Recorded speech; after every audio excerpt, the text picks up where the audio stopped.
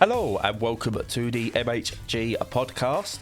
As usual, life can be a little bit miserable, life can be a little bit dark, but we've not quite hit World War III yet. So we're here to bring you a little bit of light, hopefully plenty of joy, because I'm Bradley, and I never talk.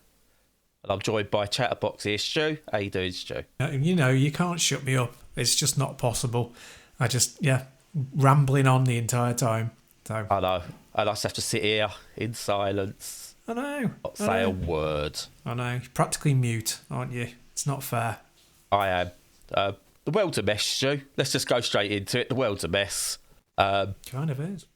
It just really is. Biden's turning into Poundland Trump, which is just a really weird place to be. Our government's full of you can have Tory or Tory light, because yes, we should all vote Green, but you just know that's not going to happen enough to make any change. So have at it. Trans bills have passed in the negatives. Israel is still being Israel. People don't understand the difference between Israel, the state, and Jewish people. So you get all that going on as well. Michael Rappaport, he's still in Israel doing his Where's the Apartheid? What's that all about? So I'm glad he died in Fallout. Not gonna lie, I hope they gave him a brutal death just because he's Michael Rappaport. But yeah, it's just Where's the fun, Stu? And Liverpool crap at the moment as well, Stu, which isn't good. Oh no, that's the worst part of it all. Yeah, God, if it started to impact your football, that things are really going wrong. I know. Well, Edith's still doing really well. Football's still kicking on. She's got her last league game of the season this weekend. Oh, excellent. Yeah, she had a good season. 6 player of the game trophies across the season. Wow. In her first full season, playing up an age group. In her first year, actually playing matches. So, yeah, she's done pretty well. That's fantastic. Brilliant stuff. As well as goalkeeper of the year for 2023. So, you can't... She's living her best life. So, if we can hold off on World War III, that would be nice. Yeah, just a few more years, a little bit more fun before it all ends. That'd be nice. Or if they do pop us into a vault, then could we go for one that's got a decent football league, the girls? Yeah, that's it. And podcasting facilities, obviously, because people want to hear us. They'd be ruined without us. Yeah, of course. Oh, we could just broadcast over the network. Yeah, we could be. What was it? Three Dog. Is it Free Dog? It is Free Dog, isn't it, in Fallout 3? I've never played any of those games, Not a single one. Have you watched the series yet? No. Although I've been watching... really should. Yeah, I'm going to give it a go. I've been listening to and seeing the Walton Goggins memes, which are good. So good. It's so I don't know if I mentioned this last week. I was going to, and then I think other stuff and whatever. I think we had to go short, I think, last week. But TV adaptations of video games are chalk and cheese compared to film adaptations of video games. If you want to adapt a video game, go for TV or streaming services, because when you do TV, you got time to build. You could have a nothing episode, you can have your bottle episode, your nothing episode, to try and introduce characters. And you can slow build, introduce characters, and build the story. You can't do that in an hour and a half film. You can't appease the fans of the game and newcomers alike. Whereas in TV, you can do it. And there's a history of them doing it with adaptations of books and comics and loads of things like that. Such as, you look at The Walking Dead, how that strayed from the comics and arguably, in some parts, got it better than the comics. Because you've got the experience of what came before. But yeah, our Fallout is brilliant. And it's better than Twisted Metal. Twisted Metal's trash, but fun trash, I think I said before. And for me, I think it's better than The Last of Us. Wow, that's a pretty good show. So, high praise. And the reason it's better than The Last of Us is The Last of Us is just The Last of Us retold. Whereas Fallout is a completely new story in the Fallout world, because none of the Fallout games kind of link to any of the others as stories. They're all self-contained. So it's basically got, here's another story in the Fallout world. Just this time, instead of playing, you are watching, and it works brilliantly. Yeah, good stuff. You know where else where you can see Fallout, don't you? In a board meeting Yeah. at Ubisoft. Yeah. Always. But also, video games. Yes, you can. You stole my segue. Play Fallout, Stu. Which one? I want to say start with New Vegas, but I don't think it's the best one to start with for newcomers. Start with 3 or 4, I reckon. Okay. 3 for, understand why people loved it to start with. Because it's like Final Fantasy VII, right? There are people who will claim they played 1-2 Tactics, right? They didn't. They got onto it and first heard about it with 3. I have played 1 and 2, but after I played 3. Start with 3. Start with the full experience that most people got. Fair enough. I will do. But yes, apart from not playing Fallout, what else have you been playing? Well, I've played a couple of things that I played a couple of weeks ago, actually, and not been able to talk about until now because of embargo. So I'll talk about them now. And the first one, that was exciting, wasn't it? The first one... It's great when you can say I've been playing a game for a few weeks that was under embargo. Yeah, there is that little frisson of excitement, yeah. And although the game I've been playing is Teenage Mutant Ninja Turtles Arcade, Wrath of the Mutants. That was the end of the excitement. Yeah. The excitement ended pretty quickly, it has to be said. So that's a little bit of a spoiler about where we're going. So, as the title would suggest from the arcade part of it, it's an arcade game. It's a scrolling beat-em-up. They seem to have stopped doing any other Turtles games other than scrolling beat-em-ups. But, how you would do them apart from a scrolling beat-em-up, I don't know. Although an argument could be made for making it like a third-person into-the-screen thing, a classic over-the-shoulder kind of brawler, maybe like Devil May Cry. You could go that route, but they haven't. Anyway, so this one is in the style of the animated show from, I think, about 10 years ago, maybe a little bit less than that. Yeah, I think I've seen it. Edith watched it a couple of times and enjoyed the animated show. Yeah.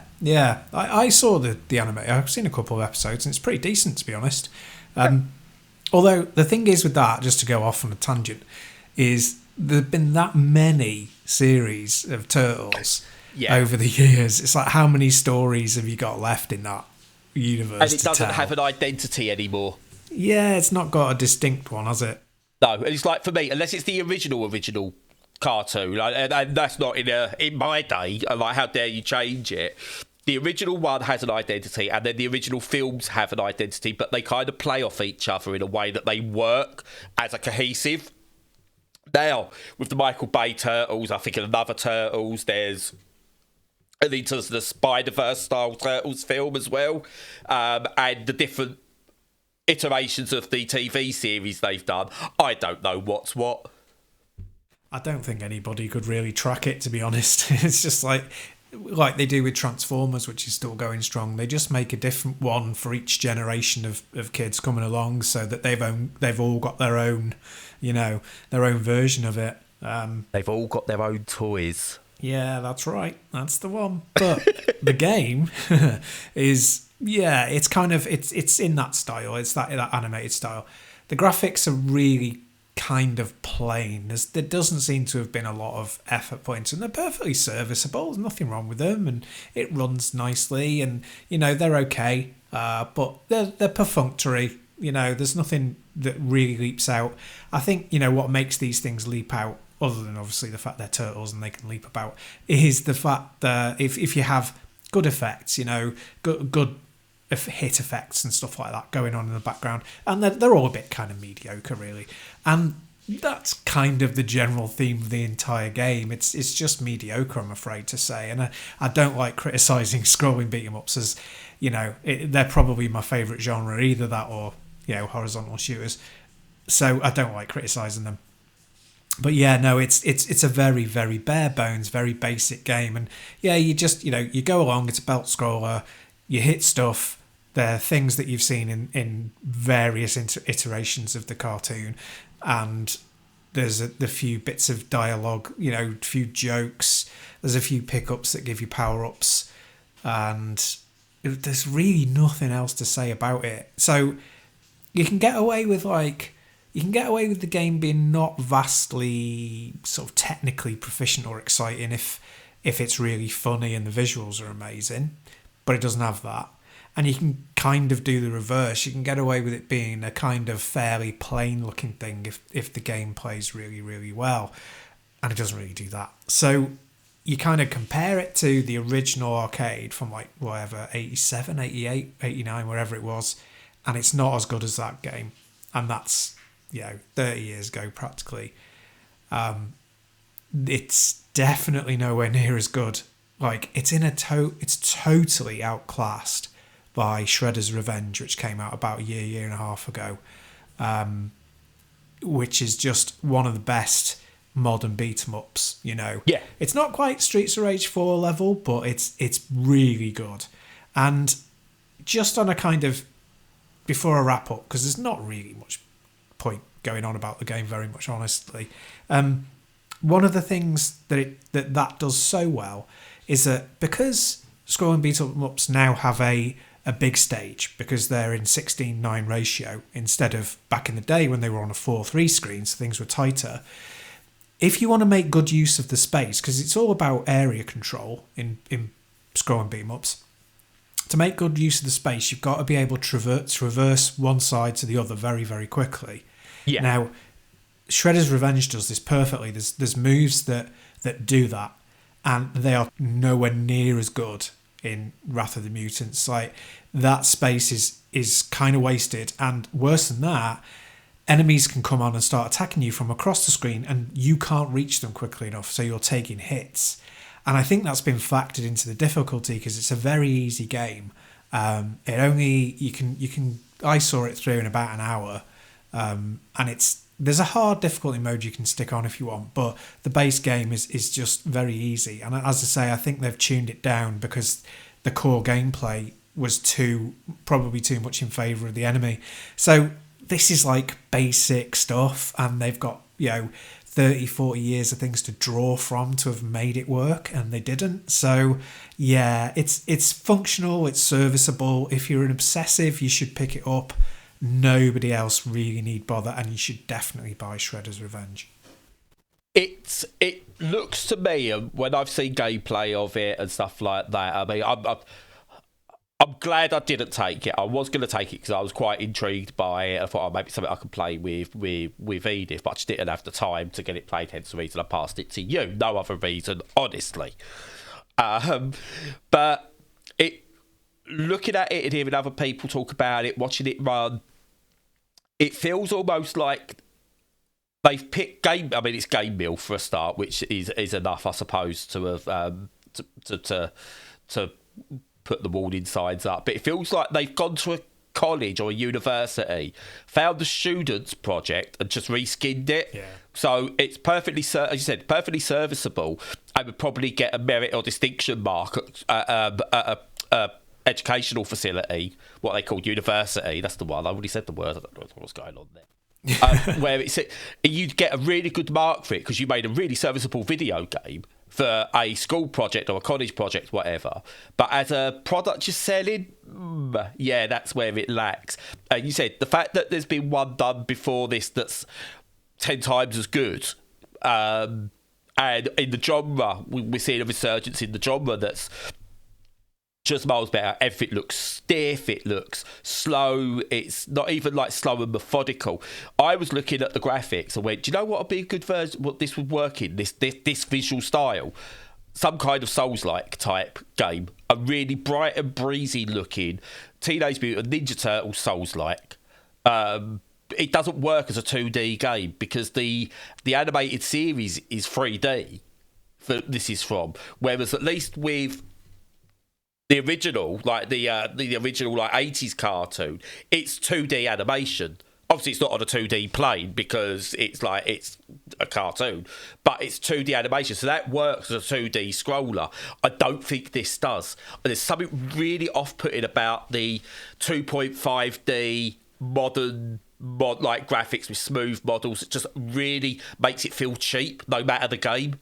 I think this sort of game needs to be 2D pixels because it doesn't work otherwise. It looks cheap. Yeah, I know what you mean. I think that that's the reason cell shading was invented as well for this sort of stuff. Just give it that comic book look by sticking cell shading filter on it, and it would make it look 10 times better immediately. But yeah, it does unfortunately look like a cheap product, and like I said, you could get around that if it was technically excellent, but unfortunately it's just blah, you know. Yeah, unfortunately, because again, I like to see kids today, I think, need to have their franchises actually turned into good games. We had good games from our franchises when we were younger. They haven't really got any. We no good like Peppa Pig games or crap like that. Yeah, we went through that phase of Konami doing a lot of like, you know, kids' TV shows and stuff, and you know, it's a shame we never got a decent Thundercats one. But other than that, yeah, there were a lot of good ones come out of it. So it is disappointing, but at least Shredder's Revenge is there, even though it's not in the style of something the kids would recognise. It's still a great game. Teen Titans. Someone should do a Teen Titans game, because that's a great franchise. Isn't there one? I don't know, but there definitely isn't like a big name one, I don't think. There's definitely not a good game of it if there is one, because I've not heard of any. So yeah.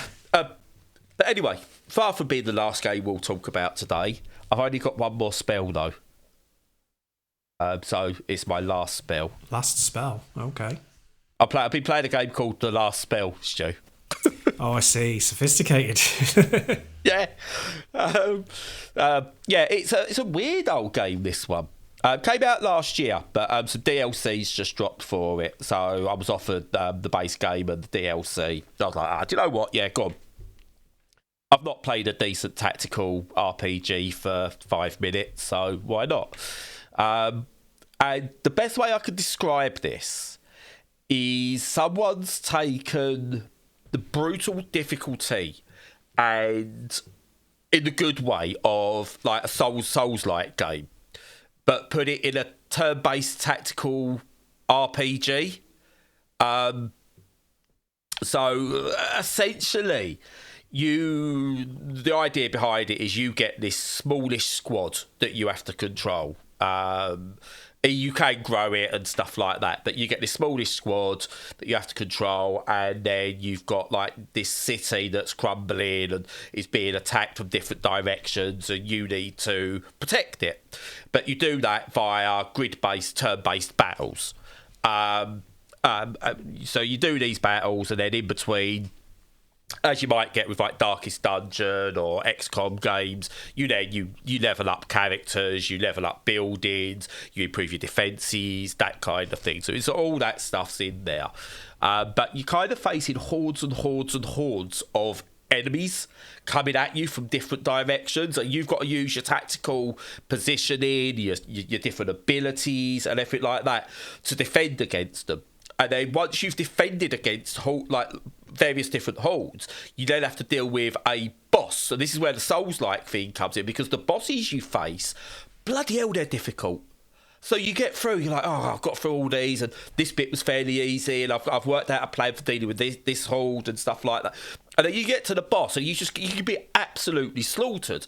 So it's kind of got that roguelike element to it as well that the Souls games have, because they are rogue games, and I will argue that to the day I die, for people that don't think they are. Fair play. But it's kind of got this kind of, do you know the 2D HD look that you got with Octopath Traveler and stuff like that? Yeah. It's kind of got that look, but still just 2D. It's not like got the weird HD sheen to it, and it works.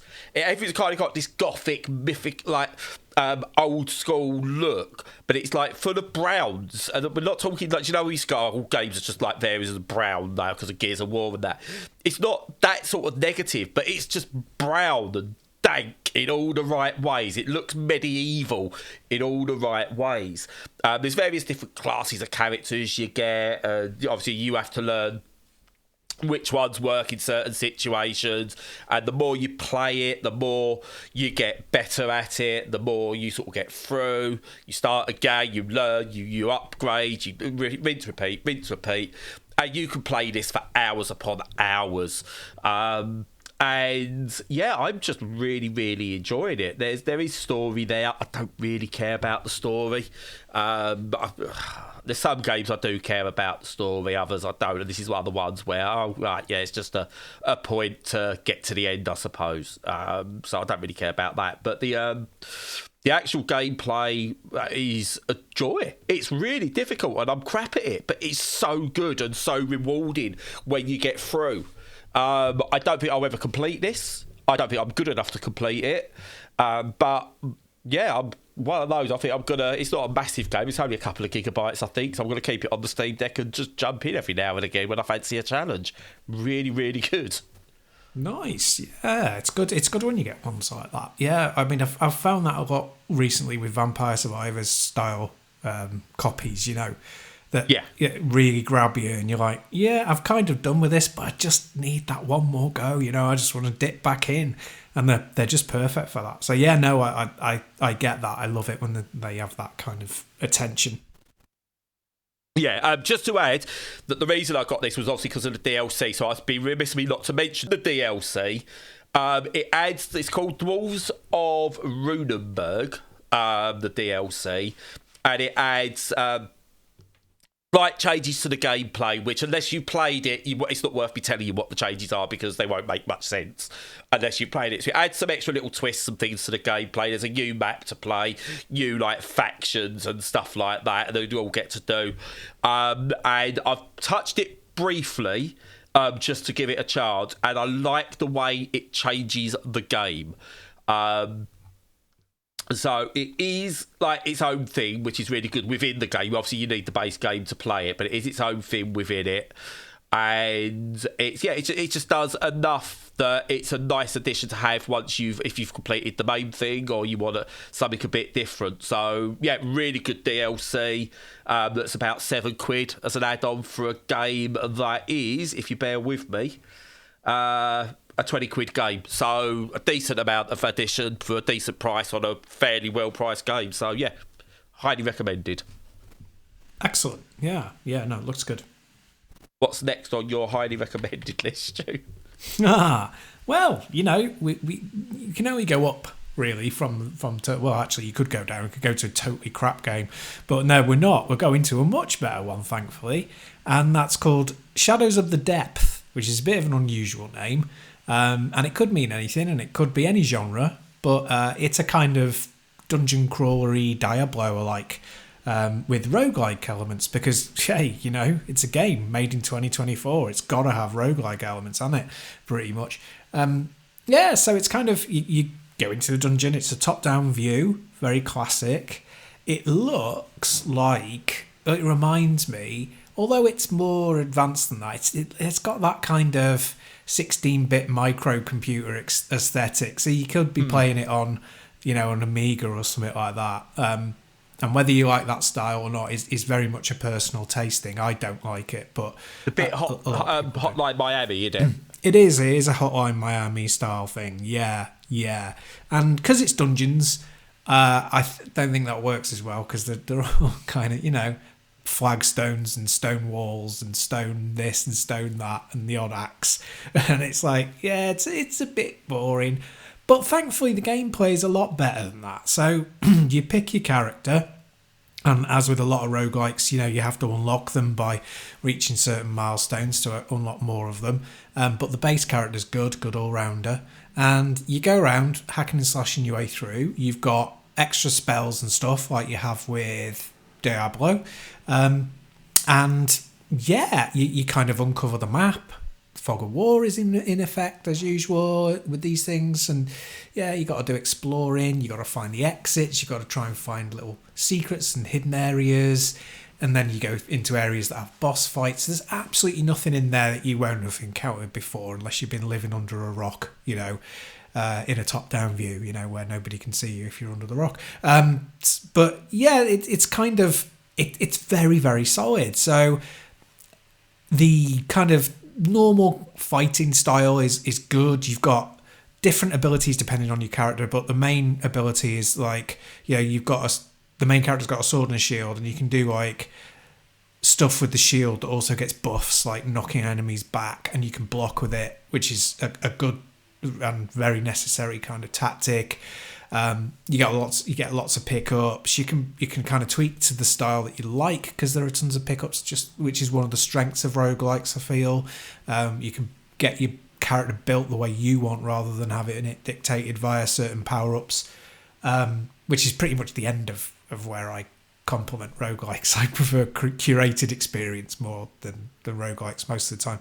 But yeah, so it's got a really solid core to it, and it's fun, and it does have the one more go factor. The biggest drawback, other than the sort of fairly bland graphics for me, is that the hits and hit reactions aren't very punchy. They could be punched up quite a bit, in my opinion, and also you feel a bit weedy to me. I know it's hard to get that balance with these games, because you don't want to make them too easy and you don't want to make them too challenging, but you want to also make the player feel like they're doing something when they actually press the button and it is making an action. It's a little bit weedy for my liking. It's in early access. I would suggest to them that they tweak it and make it more impactful and beef up the sound effects, beef up the hit reactions, that sort of thing. Other than that, though, it's really solid. I can't quite go into the superlatives. I can't say it's brilliant. I can't say it's even great, but it is good. And it is fun, and if you're into those sorts of dungeon crawlers, it's not going to replace Diablo for you, because those things are just, well, I think the newest one's got all sorts of problems with like DLC and stuff like that, but definitely the last one I played, it's not going to get better than that, but it's a solid entry into that subgenre, I'd say. And is there a reason that the key art for it and the character artwork portraits look like someone's bought Hades dolls from Romford Market?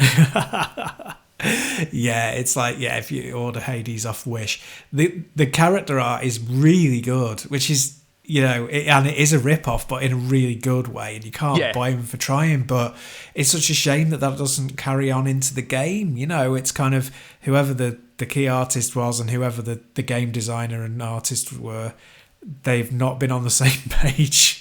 Yeah. It does feel like a bit like, well, if we put this artwork here, it might confuse enough people and they might buy it. And it's almost just like they don't believe in the actual quality of their own game, which is unfortunate, because they should, because it looks good, and it's one that, I was like, do I pass this one up? Because I really like the look of it. But it's on my wish list, so, it's definitely one I'll try. Whether I get it now or not is another question, because I've got so much to play. But in a sale, definitely. Yeah, it's one of those, isn't it, that in the modern world, with like how many games are released, it's really difficult, unless you start prodding around, to work out how popular something that you've played is to other people. Yeah. And it's like, I've got no idea whether this is selling like tens of thousands and the developers are really happy, or whether it's underperformed. And I could dig into it, but how much am I bothered to do that? But it is a bit of a funny one. It might find its audience, or it might not. I get that with a lot of indie titles, I guess. But does it deserve an audience? I'd say it probably does, but it does need work. I feel it does need work. Fair enough. But it's early access. It's got the chance to do it, and fingers crossed. It's a indie dev. And I wish them all the luck and hope they could get success with it. Me too. They should start paying me consultancy fees to buff up their game for them. That's where I think all these people. Yes, and me. I'll definitely. I'll just go into a room and talk until they do something good. But it already looks good, so that I don't mean that in a nasty way. Anyway, moving on from indie developers that are trying their best with mixed results, to a bit of a twofer that's coming up, but I'm going to be very quick on each one, because these are games I actually picked up myself. Okay, first one is from that small indie dev called 2K Games. Don't ask me why. I ordered this off CD keys months ago, and it came through today. It's Topspin 2K25. Now, the Topspin games I've always found the better overall tennis games. Like, Virtua Tennis is brilliant, but it's fully arcade. The Topspin games were a lot more realistic, and I really enjoyed the older Topspin games, right the way up to Topspin 4. Anyway, it's back. Topspin 2K25. And let me first say, the tennis is brilliant. The actual tennis is brilliant. The rest of it is a hot mess. That sounds about right for 2K games. Yep, that's on brand. Yep, it's got a bunch of microtransactions, which so far I've been able to ignore, but it's cooked into everything, which I hate. Get rid of that. Have an online mode where you want that. That's fine. Give me at least one single player thing where I don't have to worry about that crap. But the tennis is fine. The tennis is really, really good. So there's always that. You can just play single player and tournaments and stuff like that if you really want to. The career so far has been largely unaffected. Less McEnroe would be nice. There's a lot of McEnroe talking, which is really weird. But the game outside the tennis is buggy as hell. Texture loading doesn't always work. Graphical glitches left, right and centre. And do you know, you get sometimes the cutscenes in tennis games where it's, they're celebrating their point and stuff like that. Yeah. Or because it's a career mode in there's a little bit of quote-unquote story. Not proper story, but quote-unquote story. And there's motion capture, and at the end of a cutscene, do you know, when they're doing motion capture, you see like The Last of Us, and you see Nobed and the other one doing their acting, and then they have to start in the position where the arms are out wide and the legs are together, and then when they do their scene and they finish in that same pose, and the motion capture stuff knows that that's the end pose. Right, but obviously you don't see that in the cutscenes in The Last of Us. No. What you're doing, Topspin, at the end of the game, or at the end of this animation, you'll see the players return to their motion capture end pose. And that's in the game. Oof, that's and I'm pretty like, bad. Again, if you're a one-person indie dev and that creeps in, I get it. It's still something that shouldn't creep in, because you should have basic quality control. In a £50 basic game up to £104 special edition, which I think just gives you a few extra clothes, by the way. I don't know what's in the special edition. But if you're asking people to pay between £50 and £105 for a game, inexcusable. Inexcusable for a company this size. Just make a good tennis game. You've done it with the golf stuff. There is still all the microtransactions, but the 2K23 Golf PGA, really good golf game. You could just go and play golf, and that's great. Even the NBA stuff, you could just go and play a season without it being affected. So you had all that there. Just make a good tennis game. If it does successful, and you got the basics, then maybe start going, well, can we add in Ultimate Teams or whatever the tennis version will be? Don't sell me the upgrade shit on a reintroduced franchise that's over 10 years old since the last game. Don't bring that in there at the expense of just making a good quality tennis game. Release this for 25, 30 quid with the engine, just a pure, here's a basic career, or look, all we're going to give you is 25 quid, all you're going to get are the various world tournaments, a single player, just single match types, etc, etc, etc. That's what we're going to give you, plus online games. That's what you get, 25 quid, 30 quid, that's there. That's a success, then you can move on and do all your other crap you want to do. But this is so blinded by all the other crap that it doesn't matter how good the actual tennis is, it's a disappointing game. And that's a crying shame, because the developers who worked on it made, as I say, in terms of replicating the sport, one of the best tennis games I've played in a very long time. But I don't know how much of it I'll play because of how broken it is outside of that. Yeah, I just looked it up, and the very first review on Steam says Core Dennis. There you go. That's the name of this episode. Core tennis gameplay is fantastic, but everything else is terrible. There you go. Yeah, totally. But on the flip side of that, the reason I want to do this is a quick twofer. Another game I picked up with my own one that I ordered a little while back and finally came out is Oddsparks, an automation adventure, which is made by an ironically named developer called Massive Mini Team. Love that. That's brilliant. Nice. Fully indie, and it's basically if you mix city building stroke automation stuff with Pikmin. You get this, you this really lovely, colourful Pokemon stroke Zelda type world. You get different characters you meet. You create your own character, boy, girl, mix, whatever you want it to be. So that's always good. You got different body types. It doesn't really go, oh, you are a boy or you are a girl. You just create your character. It's what you want. More of that, please. But yeah, you go in and you get given these missions. First thing you have to do is go and sort of like chop wood and gather materials, and then you discover these little beings, these little sparks they're called, which are your Pikmin essentially. And you grab one, and it goes and starts chopping down trees for you. So you throw it at some trees, it will start chopping down the trees and bringing you the wood. And then you get told, "I'll go create another one." So you go create another one. You can send two, and then you start doing the automation. So you leave one in a creation device. And then you just drop all your collected stuff in there, and it starts creating more of these characters. At the end, you end up like as many characters you want because it's automated.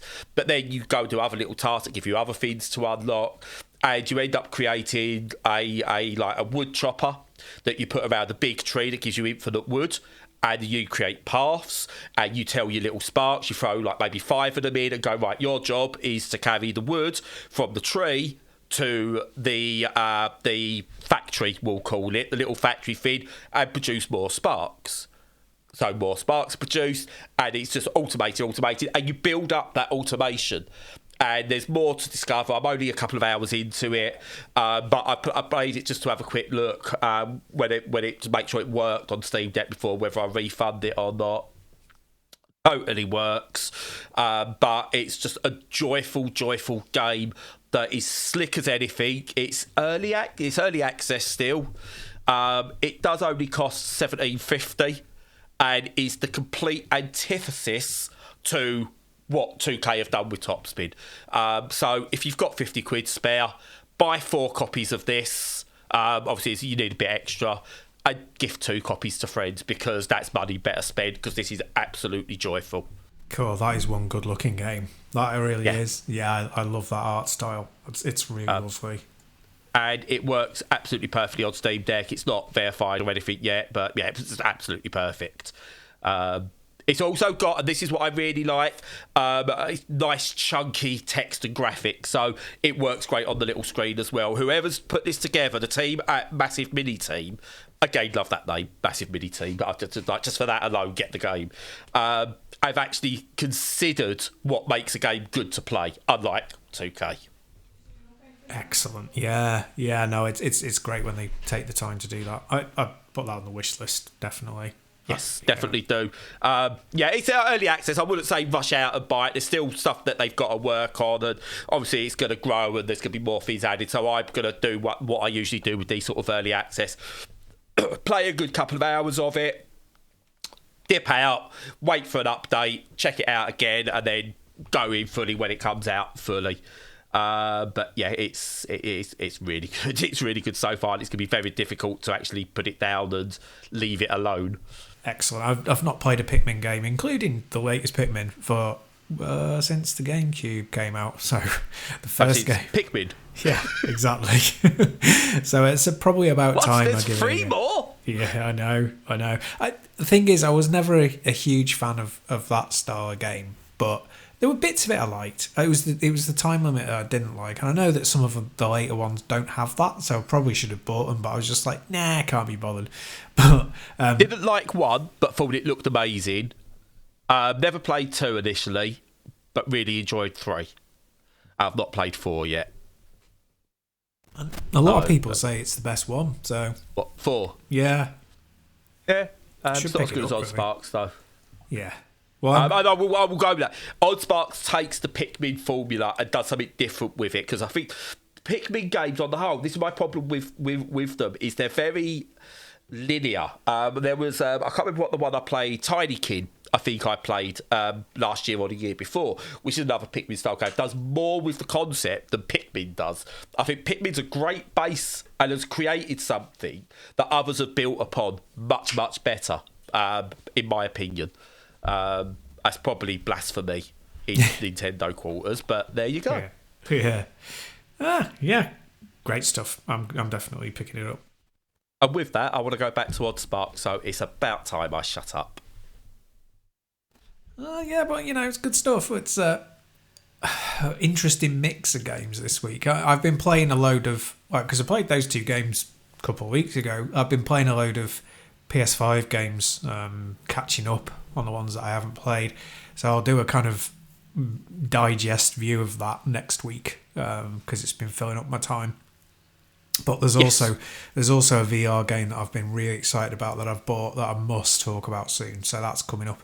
So quite a lot packed into next week. But yeah. So. And is it a hentai VR game, Stu? Oh God, yeah, always. I like cartoon. You picked it up in the Golden Week Game Fest, did you, Stu? Yeah, totally. Cartoon muck is definitely my favourite thing. Tentacles and everything. Oh, the lot, mate. Yeah, totally.